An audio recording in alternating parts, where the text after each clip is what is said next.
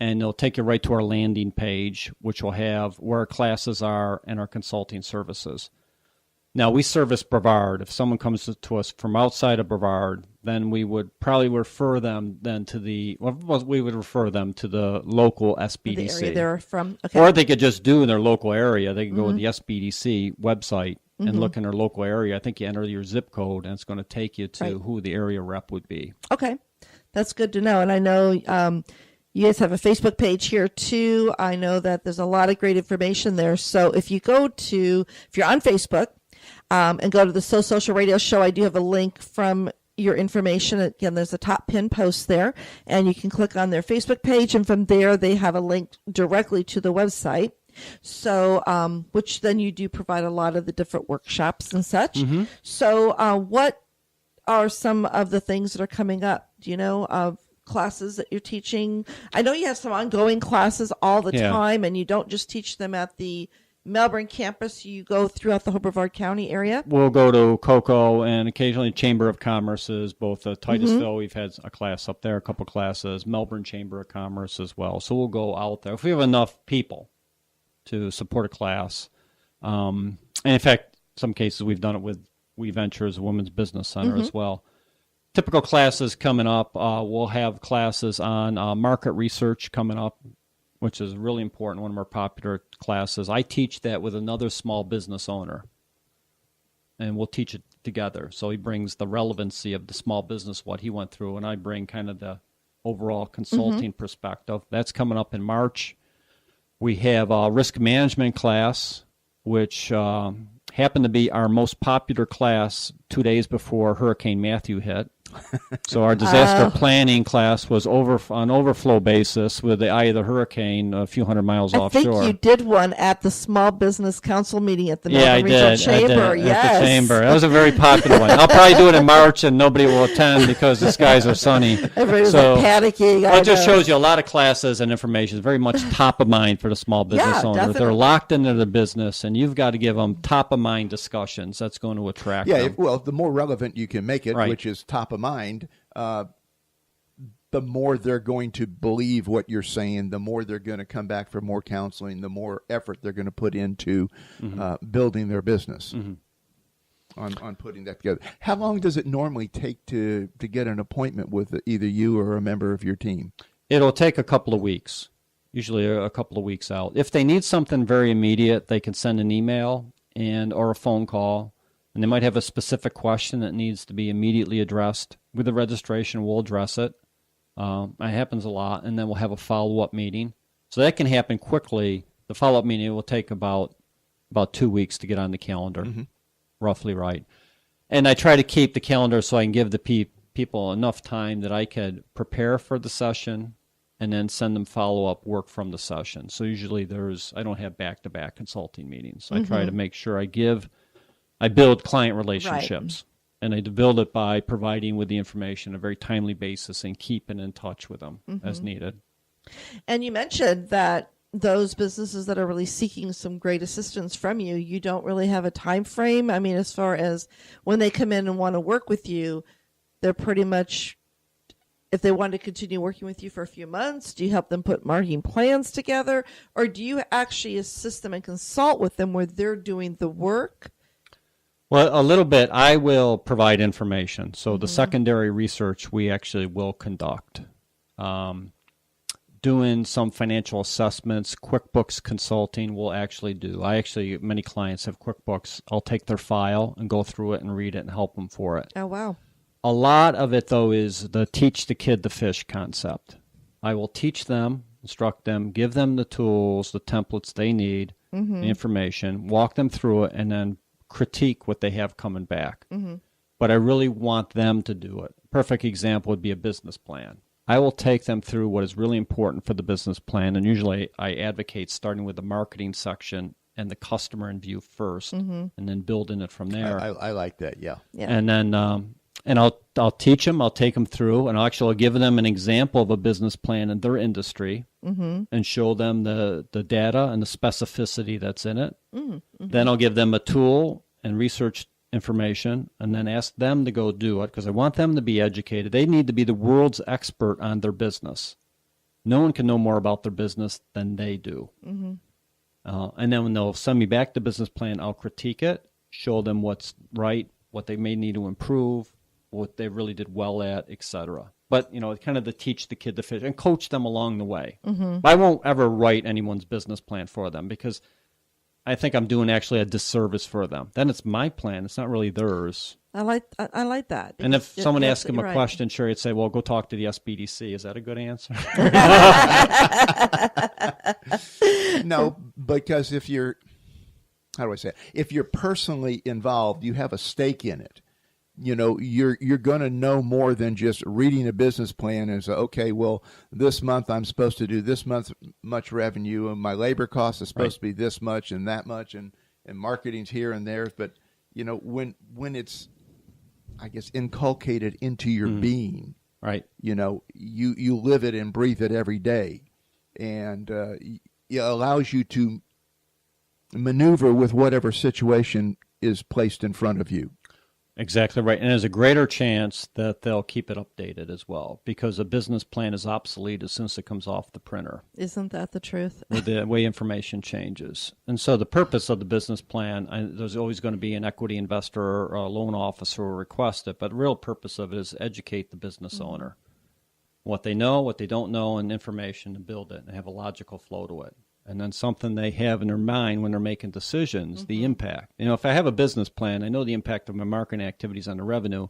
And I know from that customer activity what kind of size cost structure I need to have. And you're thinking that way. Mm-hmm. You have an integrated systems-like thinking. Mm-hmm. If you don't approach with the business plan, you see things as a lot of side-off activities in isolation. And the priority is never there because it is that one-off type of a situation. Well, and that gets into the get to it pile, right? Which is a never-ending process, which gets lost. And there's always a customer-employee issue that's the top of the mind of the day, and urgency. The firefighting that has to be done immediately, and it's just constant firefighting. You never get to the strategic, longer-term view, which really builds your business valuation. You brought up to me an extremely interesting point. When you're dealing with a solopreneur or a very small partnership, how do you know when you're at that strategic point that it's time to bring on more staff or an extra person in a micro business like that? Are there typical scenarios that happen in the management process that you need to keep an eye out for? Or? Well, one on a metric, I know there's actually a number of ways to approach it. One metric is sales per employee, comparing that to the industry and to the benchmarks. So if I looked at a manufacturing company, I might see they need to have $200,000 sales per employee. And if you find a company's coming in that's consistently above the $200,000 sales per employee for a particular industry, I'm using this as an example, and they're facing constant overtime and the customer backlog is there, well, they're obviously going to need to hire people. They're going to need to increase their fixed cost. They're going to need to increase their infrastructure. It's called the relevant range. They're going to need to address the relevant range of their infrastructure and take it up a notch, which most likely would mean labor, or conversely, automation, labor-saving devices, and efficiency improvements. Yeah, the yin and the yang on labor. It's a tough situation to deal with, especially from the personal perspective. Well, that's a good question. That's a typical question. And then the corollary, what's the right labor cost? What should I be paying people? And then we'll help them with, and in the Bureau of Labor Economic Analysis, we'll go to a U.S. website and show them for this area, show them the typical wages. And you need to be on top of it because the wages are a lot different than they were 3 years ago. Oh, yes. In fact, I don't know of anybody who's really paying minimum wage anymore. The minimum wage is kind of an artifact. It really is. No, mainly back in my age when I got started working, minimum wage was $1 an hour, so I'll date myself really good there. But, it was for us teenagers, college students, to get the first job, the first experience at being accountable and being held to a system that we were working within on that. And, it was good for the purpose it served. It got me some business experience. I learned how to deal with other associates that worked in the business. I learned how to deal with management all through that whole process in high school and college and doing that, working full-time and part-time jobs. So yeah, it was extremely valuable to me, and I'm glad you put it that way. Had a different purpose then. And now Yeah, businesses are. Yeah, I know that when we started our business, we brought on, with our web design company, we actually brought on students that were going to Kaiser College. And I know a number of businesses that would bring them on pro bono, but we insisted on paying them. I think we paid them $8 an hour, which was above minimum wage then. But we wanted them to be accountable and to feel that responsibility that they were actually contributing and helping grow the company. We had a whole different premise behind it. And then a few of them, after they graduated, we brought them on, full time and doubled their wage. So again, they were able to be a contributor to the growth of the company and feel more accountable, and also have, I guess they were more. What's the word I'm looking for? They felt they were really a part of the family, so to speak, with our business. And at that time, we were actually started our business in our home, so they were coming into my home, my condo. If there was one advice to leave the small business owners now, as I see it, is really pay attention to that the concept of the national immigration policy with respect to minimum wage and the labor situation in the United States. Because if the economy continues to grow from a labor perspective right now, continues to grow and, in fact, is stimulated for growth, and there is a more restrictive immigration policy, that's going to be a tremendous pressure on the wage situation. And these are questions that you can help them, if they have, and they need to address those, you can help them with those as well.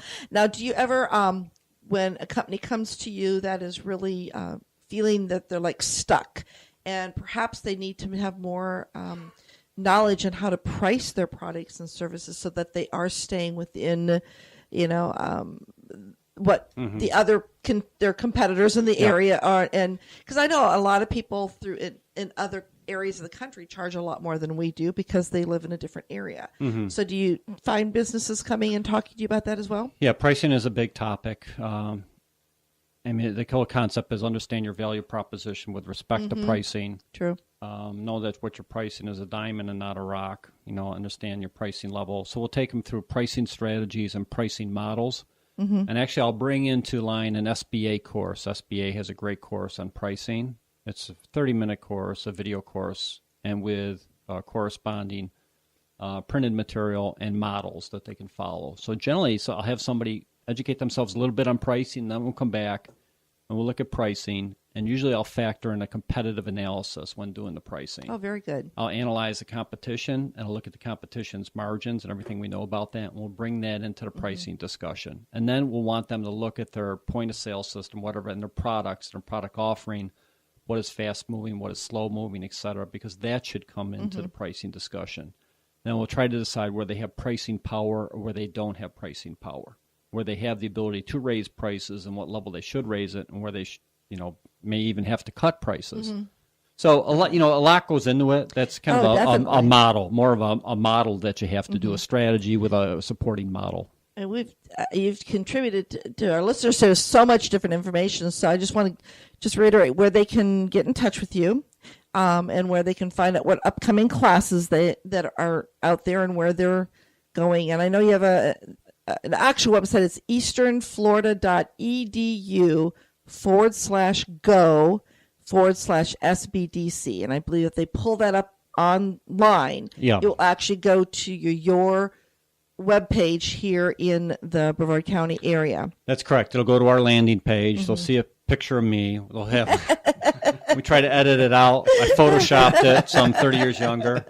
I'm on a surfboard. No, just kidding. But they'll see a picture. They'll find success stories, so they can see what we've done for other clients. They'll see our classes. They'll see a little video that talks about the SBDC, and then they'll have an area to the lower right-hand side where they can engage us for consulting. Yep, it's got a lot of great information here. So definitely, I will post this actual link on the So Social Radio Show. I do have it already on the WCN Interactive So Social Radio Show page, so they can go to WCNinteractive.com and click on So Social Radio Show on the guest. And a lot of great information to find out more about Marty. And all that I didn't even barely even read his bio. It's a great bio. I learned a lot about him when I gathered all this information, and